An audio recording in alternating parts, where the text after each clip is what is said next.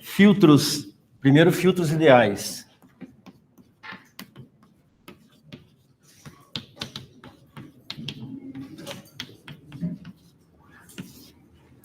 Filtros ideais. A gente já viu alguns filtros ideais aqui, só que a gente não usou esse nome. Por exemplo, esse filtro aqui, ó, o sistema que tem essa resposta em frequência,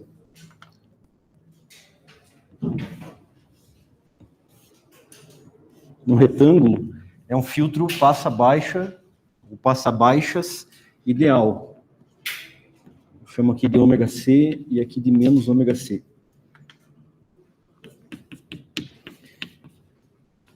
Filtro passa-baixas ideal.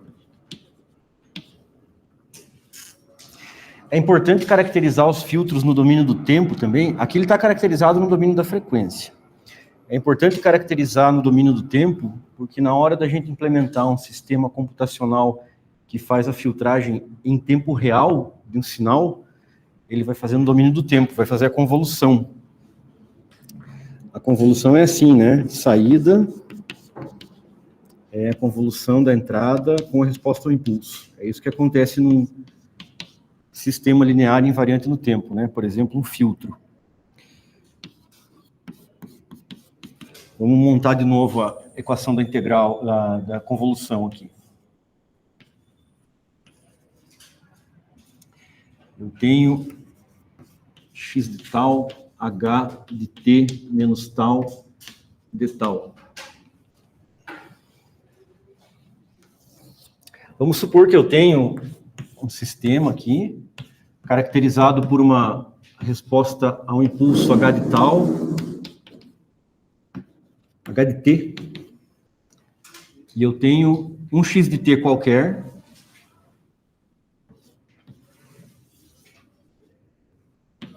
t, x de t, está lá um x de t qualquer, pode ser um sinal de voz, por exemplo, e aí tem a resposta ao impulso do filtro.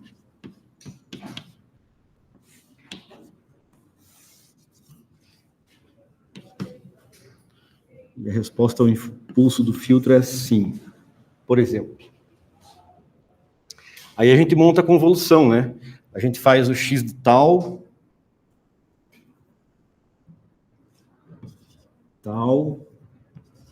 e multiplica com h de t menos tal.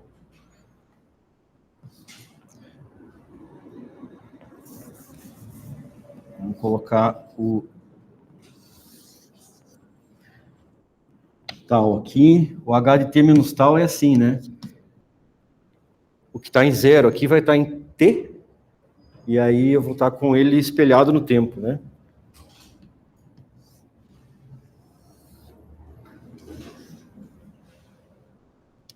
Vou até apagar esse aqui. A gente não precisa mais, ele vai atrapalhar. E aí, em todo tempo t, qual vai ser a saída gerada pelo sistema? Vai ser a integral desse produto aqui, né? Então, se for um sistema discreto, ele vai pegar esse valor, multiplicar por esse valor aqui, somar com esse, vezes esse, né? Vai fazer o produto, ponto a ponto aqui, e somar todo mundo, né? Fazer essa integral aqui, produto, ponto a ponto, e soma todo mundo. Para fazer esse produto, o sistema precisa conhecer a resposta ao impulso. Eu falo conhecer, supondo que a gente está implementando computacionalmente, né? Geralmente a resposta ao impulso é uma característica do sistema, né? Mas se a gente estiver implementando computacionalmente, eu tenho que conhecer a resposta ao impulso do sistema que eu quero gerar, e tem que conhecer as últimas amostras aqui, né? Se esse é o tempo t, eu sempre estou aqui em t. Quando t é igual a 10, por exemplo, eu tenho que conhecer a entrada no instante 10 e várias entradas anteriores, aqui até isso aqui chegar em zero, né? Um problema é que se isso aqui nunca chega em zero, eu preciso de infinitas amostras da entrada, eu preciso armazenar a entrada infinitamente. Esse é um problema prático da implementação de filtros. Bom, vou fechar o parênteses aqui. só explicando por que a gente precisa caracterizar os sistemas no domínio do tempo. Porque a implementação computacional em tempo real é assim. Eu pego as últimas amostras, multiplico pelos valores da resposta ao impulso, somo todo mundo e gero a saída no tempo t. Qual é a resposta ao impulso do filtro passa-baixas ideal? Vamos dizer que ele tem fase zero, né? Ele não impõe defasagem no sistema, então a gente pode dizer que isso aqui é a própria resposta ao impulso completa, magnitude e fase. Como é que eu posso descrever essa função aqui, esse sinal em ômega? Que função vocês conhecem que tem aquela cara ali? Retângulo. Retângulo, amplitude unitária, né? Pode ser. Nem coloquei amplitude aqui, vamos dizer que é unitária. O que vai no argumento aqui? Ômega sobre 2 ômega c, né? Que é a largura dele. Então, essa aqui é uma expressão que representa aquele filtro passa-baixas ideal. Como ele é uma resposta em frequência, né? Ele, na saída, ele vai, as componentes que estão nesse intervalo, ele vai simplesmente reproduzir na saída, multiplicar por 1, e as que estão nesse intervalo aqui, ele vai multiplicar por 0, vai cortar.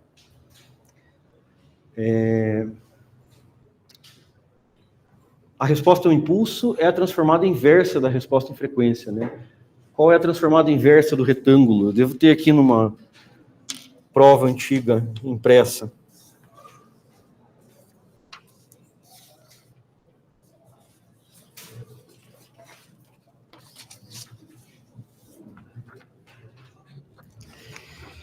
Como é que é o par de transformadas que tem retângulo no domínio da frequência? O parzinho lá é assim, né? Het de t de ômega sobre 2 ômegazão. O que tem aqui no domínio do tempo?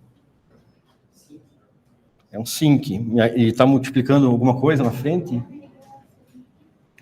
Ômegazão sobre π. Sinc de ômegazão t. Quer dizer que a resposta ao impulso referente a esse sistema aqui vai ser, quem é o ômegazão aqui? O ômegazão é o ômega c, né? Esse c aqui é frequência de corte, ou em inglês, cut off frequency, ou frequência de corte, por isso que é um c. Eu vou ter no domínio do tempo, então, h de t.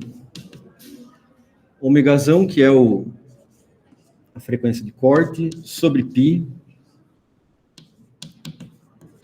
sinc de ômega sobre... Não, sinc de ômega c t. Isso? Isso aí. Quer dizer que no domínio do tempo é um sinc, né? Se eu quiser um filtro passa-baixa, eu tenho que convoluir o sinal com um sinc. E o sinc ele tem mais ou menos essa forma aqui, né?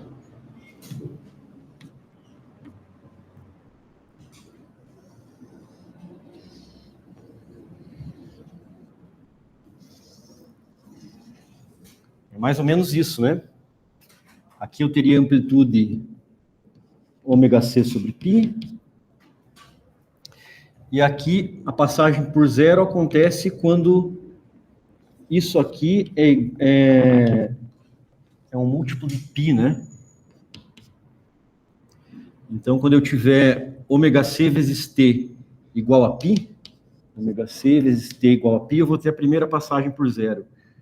Então, o ômega c é π sobre t. Opa!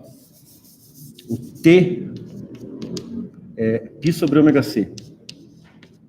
Então, π sobre ômega c, 2π sobre ômega c, e assim por diante. Esse é o sinal no domínio do tempo, com o qual eu preciso convoluir um sinal qualquer para cortar as baixas frequências, cortar as altas frequências do sinal e deixar passar as baixas frequências. Eu já vou fazer um exemplo mostrar um exemplo no computador que vocês vão usar na atividade também referente a essa aula aqui. Quer dizer que eu preciso convoluir com aquele cara ali, né? Então, ao invés de convoluir com essa resposta ao impulso aqui, eu vou fazer o H de T menos tal ser o sinc. Então, o meu T está aqui. Quer dizer que eu tenho aquele sinc ali.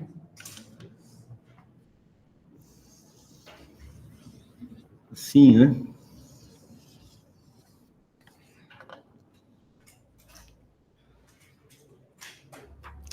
Tem um problema. No tempo T, eu preciso integrar aqui o passado, multiplicando por essa parte do sinc, mas eu preciso integrar o futuro também, né? Esse sistema é não causal. Ele precisa prever o futuro. Então, esse é o primeiro desafio prático de implementação de um filtro ideal. Ele seria não causal, então não tem como implementar um filtro ideal. Outra limitação é que o sinc nunca chega em zero, né? Nunca estabiliza em zero. Ele sempre tem uma amplitude aqui, que vai tender a zero com o tempo tendendo a menos infinito, ou mais infinito, né? Quer dizer que eu precisaria guardar os valores do sinal infinitamente. Na prática, o que a gente faz? A gente faz a convolução, se quiser fazer um filtro ideal, aproximar um filtro ideal, a gente faz a convolução com um sinc truncado, ao invés de fazer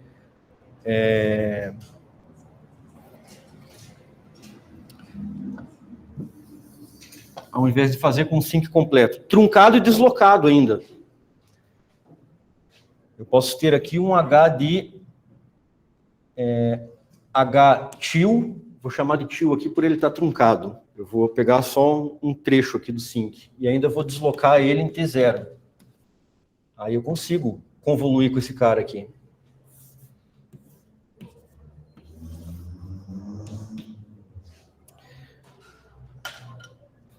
Vou deslocar ele para a direita.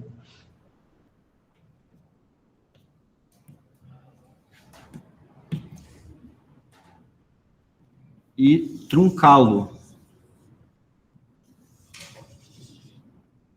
Melhor eu fazer uma frequência maior aqui para representar.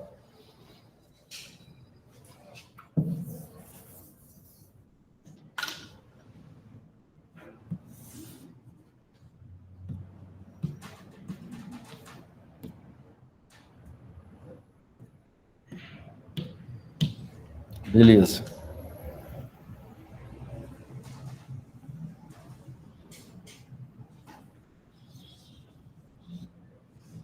Aqui. Esse é o meu sinc truncado no tempo, para que ele seja finito, né? Tenha duração finita, e deslocado para a direita, de forma que o sistema seja causal. A resposta ao impulso comece em zero, né? Ele não precisa prever o futuro. Ele só reage à entrada a partir do momento que a entrada acontece. Aí a convolução, na hora que eu desloco e rebato esse cara ali, eu não vou precisar integrar o futuro, né? E também não vou precisar integrar infinitamente. Na atividade ali que vocês vão fazer, que eu já vou abrir um exemplo, a gente vai fazer o processamento offline. Fazer a convolução, assim, serve para processamento em tempo real. Está chegando a entrada, lá no instante T, eu estou gerando a saída equivalente àquela entrada. Se a gente tem o sinal pronto, total, de todo o instante, todo o intervalo que a gente quer cobrir no processamento, aí dá para fazer um processamento offline. No processamento offline, a gente pode fazer a transformada de Fourier do sinal, ir lá e apagar essas componentes aqui, e aí fazer a transformada inversa. É o que a funçãozinha que eu criei ali para vocês faz. Mas, em tempo real, precisa de convolução. Bom, voltando ao filtro passa-baixa. Essa aqui é a resposta ao impulso dele, né? E do filtro passa-alta. filtro passa alta ideal. O filtro passa alta ideal tem resposta em frequência com essa cara aqui, né? O passa alta ideal é o contrário do passa baixa, né? Ele deixa passar todas as componentes maiores do que a frequência de corte. Amplitude unitária aqui. Como é que a gente pode definir esse cara no domínio da frequência, essa resposta em frequência aí? Quem tem alguma sugestão?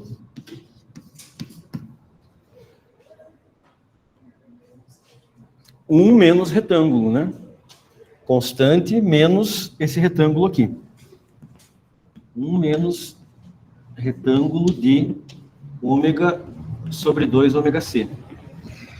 Quer dizer que no domínio do tempo,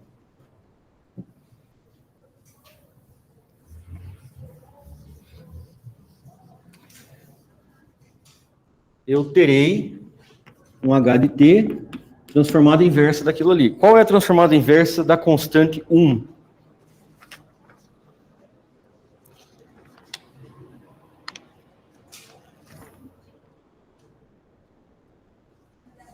Delta de Dirac.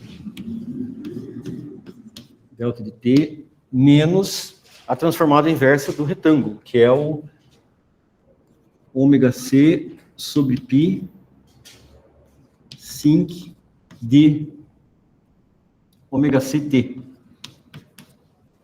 Não vou esboçar. Ou vou esboçar, vamos lá, melhor.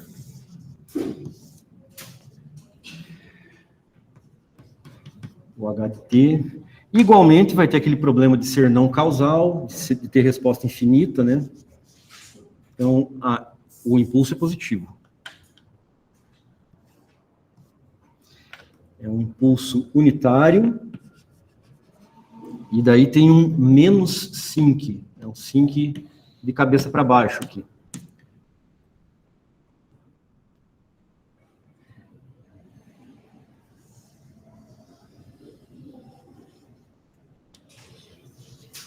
Aqui no instante zero, o sinc tende...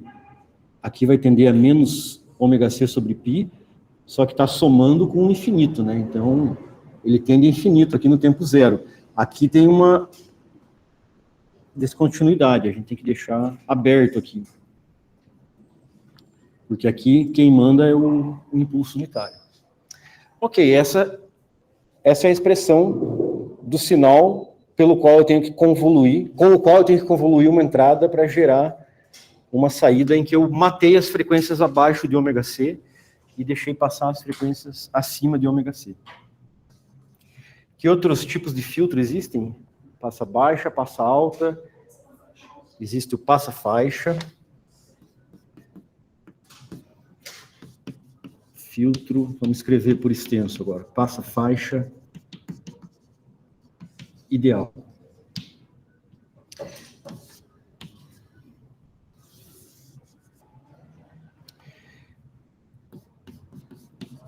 A resposta em frequência do filtro passa faixa, eu tenho que definir aqui qual é a faixa de passagem, né?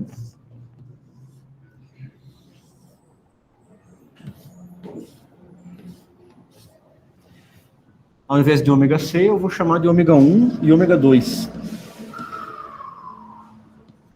Menos ômega 1, menos ômega 2.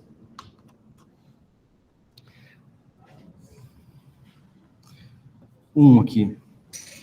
E aí, como é que a gente pode expressar essa resposta em frequência aí?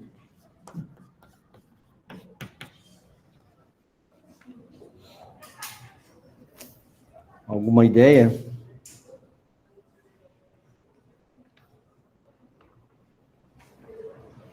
Pode ser um retângulo deslocado para a direita, mais um retângulo deslocado para a esquerda. Pode ser também um retângulo aqui, menos um retângulo aqui, né? Que eu acho que fica mais simples. Retângulo de ômega sobre 2 ômega 2 menos retângulo de ômega sobre 2 ômega 1. Quer dizer que a resposta ao impulso de um filtro passa-faixa é ômega 2 sobre π, sinc de ômega 2t, menos ômega 1 sobre π, sinc de ômega 1t.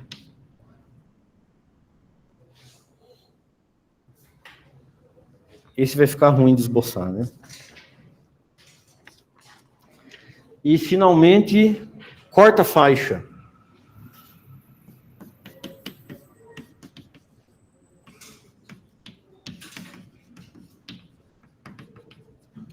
Quarta faixa ideal.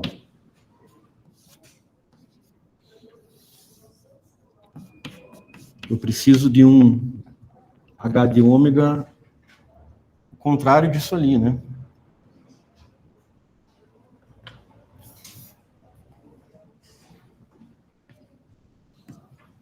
Tenho também um ômega 1 e um ômega 2.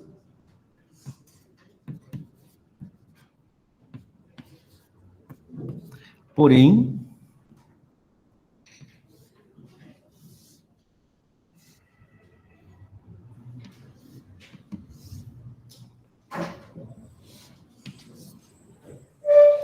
eu posso fazer 1 menos o passa-faixa, né?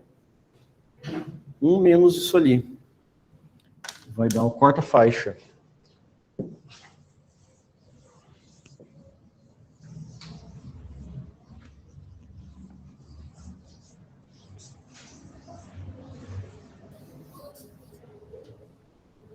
Aqui o H de ômega, então, vai ser 1 menos essa expressão ali. Retângulo de ômega sobre 2 ômega 2. Menos com menos dá mais, né? Mais retângulo de ômega sobre 2 ômega 1. No domínio do tempo, eu tenho delta de Dirac menos ômega 2 sobre π sinc de ômega 2t mais ômega 1 sobre π sinc de ômega 1t. Ok, acabaram-se os nossos filtros ideais.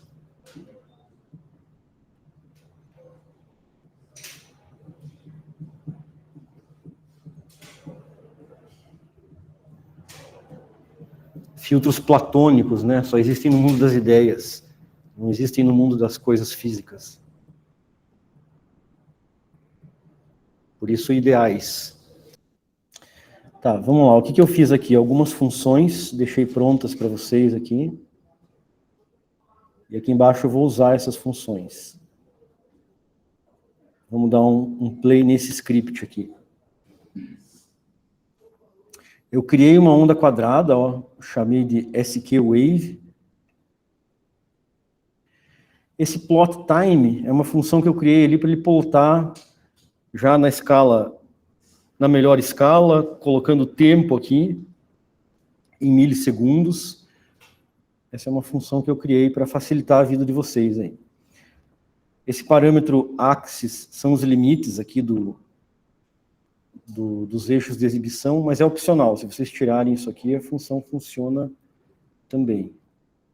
Vamos ver.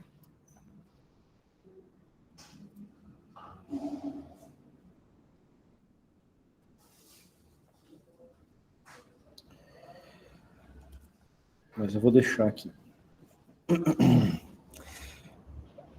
Criei essa função spectrum aqui, que ela faz a transformada de Fourier, a transformada rápida de Fourier, né?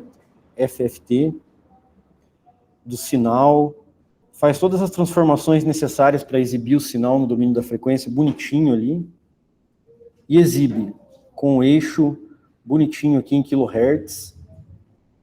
Então, eu tenho uma onda quadrada que eu criei, e aqui o espectro de Fourier dela.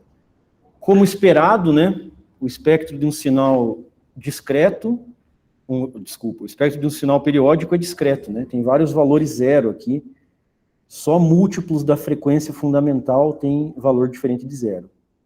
Aqui no domínio do tempo, aqui da frequência. E aí o que eu fiz em seguida? O meu SQ-Wave é a onda quadrada.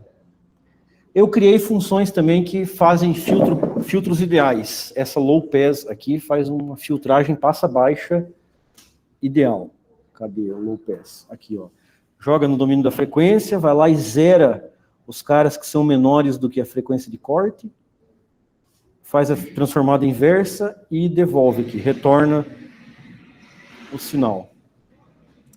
Então, aqui, por exemplo, eu estou cortando na frequência 510 Hz. Ó, o espectro original aqui, em kHz, aqui é 1 kHz. 500 é aqui pela metade, né? Então vai ter quantas componentes vai ter ali? 1, 2, 3, 4. 1, 2, 3, 4, 5 contando essa primeira aqui. 6 contando a média, né? A componente em 0 Hz. E eu exibo aqui no domínio do tempo o que dá, como que fica ele filtrado. E também essas funções aqui, ó. Esse conjunto de 3 funções permite a gente ouvir o áudio. Olha só como é que soa uma onda quadrada, mas nos speakers aqui do meu computador, né? Ah, tá saindo lá no projetor. Uma onda quadrada de 1 segundo. E aí, depois que eu a filtrei, aqui está ela completa no domínio da frequência, aí eu filtrei e ficou assim, né? Dá aquele fenômeno de Gibbs. E aqui o espectro filtrado, né? Zerou todo mundo que está acima de 510 Hz. Como é que fica? É um som... Perde fidelidade, né? Fica mais abafado. Pena que o speaker do projetor ali não é bom para baixas frequências. Olha a diferença. Perdeu as altas frequências. Aqui, essa onda quadrada, ela tem período 0,02. Quer dizer que a frequência dela em Hertz é 1 sobre 0,02, 50 Hz. Quer dizer que se eu cortar um pouco acima de 50, eu vou ter só uma senoide. Vou cortar aqui lá em 65 Hz, por exemplo. Ó, aqui, ó, uma senoide só. Essa função aqui dá uma normalizada no sinal, e daí eu estou exibindo ele com o axis aqui. Deixa eu tirar o axis, eu acho que vai melhorar a visualização. Aqui, ó. Uma única senoide. É esse aqui o espectro, né? A componente constante e 2 palitinhos ali, que correspondem a 2 exponenciais que compõem essa senoide aqui. Então, o original com muitas componentes é esse aqui. E o filtrado ali, que agora vai ter uma senoide só. Ah, esse speaker aí não deixa passar 50 Hz. Tá dando para ouvir alguma coisa, hein? Eu acho que é só o speaker vibrando, professor, vai estar certo direito. Ele não dá um ganho. 50, vamos pôr 2 então. 100, só que a segunda componente é 0. 150, vamos cortar lá em 170. Vamos ver se... Aí são 2 senoides. Cadê elas aqui? Aqui, ó, as duas senoides já está ficando com mais cara de onda quadrada, né? Só duas senoides. Ainda não, né? Ah, esse speaker aí, essas caixinhas aqui funcionam bem. Vamos ver, 300. Vai ficando cada vez com mais cara de... Não, ali já é um áudio mais complexo. Será que 300 dá para ouvir, hein? É, já dá para ouvir, né? Que pena que o meu computador não reconheceu as caixinhas de som.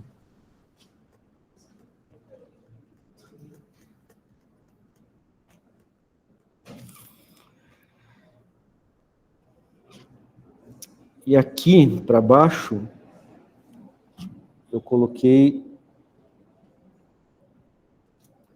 Isso aqui é um trecho de voz sintetizado lá do Google Tradutor, e o de baixo é um trecho de uma música. A música não vai ficar legal aí. Então, eu vou baixar aqui. Sample.wave. Downloads. Sample.wave. E aí eu vou carregar aqui. Isso vocês vão precisar fazer também lá na atividade. Sample.wave. Ok. O que eu estou fazendo aqui? Carrego o sample.wave, faço o plot time, mostro o espectro. Aqui, ó, no domínio do tempo, está aqui. Voz é desse jeito aqui, né? Aqui o espectro todo bagunçado do sinal de voz. Se eu for ouvir aqui...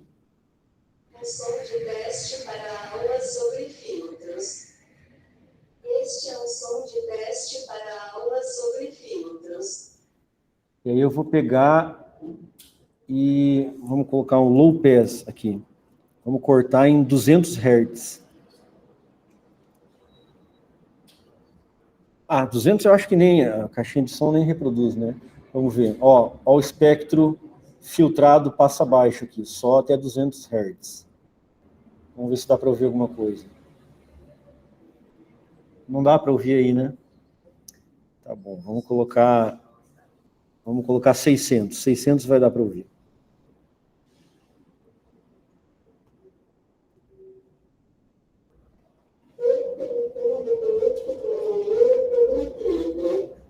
Abafado, né? Este é um som de teste para a aula sobre filtros.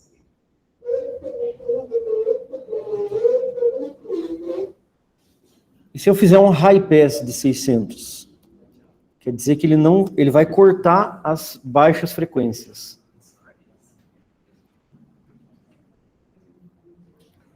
Olha aqui o espectro resultante. Cortou as baixas frequências, ficou só com as altas. Só que está a partir de 600. Provavelmente não vai dar muita diferença. Este é um som de teste para a aula sobre filtros.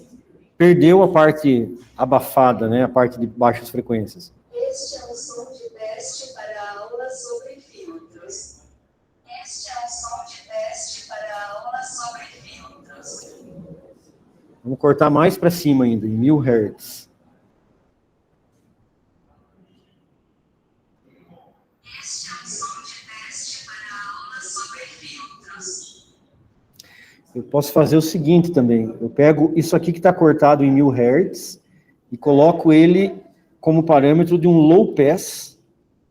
Então ele cortou a partir de 1000. Não, tá passando só a partir de 1000, né? E agora eu vou colocar um low pass em 2000, por exemplo. Ou menos, em 1500. Então eu faço um passa-faixa aqui, né? Faço um passa-alta em 1000 Hz e um passa-baixo em 1500. Então, é um passa-faixa de 1000 a 1500. Olha o espectro resultante ali, ó. Só tem as componentes de 1000 a 1500. Dá para ouvir alguma coisa?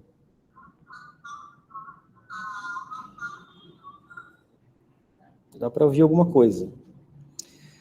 Bom, qual que é a prática lá? Eu vou dar um sinal todo cheio de ruído, de forma que é impossível ouvir o que... É um sinal sintetizado, assim como esse, lá do Google Tradutor. Mas tem muito ruído em alguma faixa de frequência aí. Vocês têm que plotar o espectro do sinal, então vão usar essa função que eu fiz, Spectrum aqui. Vão ver em que frequências está o ruído e vão cortar o ruído. E aí vão escrever por extenso o que é que a voz sintetizada está dizendo.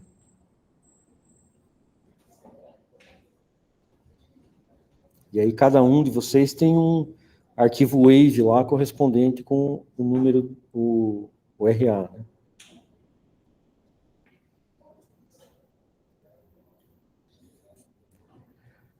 Aqui, ó, atividade e filtros ideais.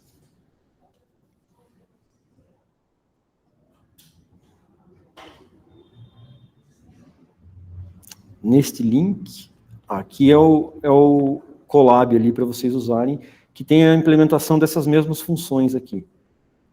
E nessa pasta aqui estão os arquivos .wave. E aí vocês baixam e carregam ali no Colab, cada um com seu RA.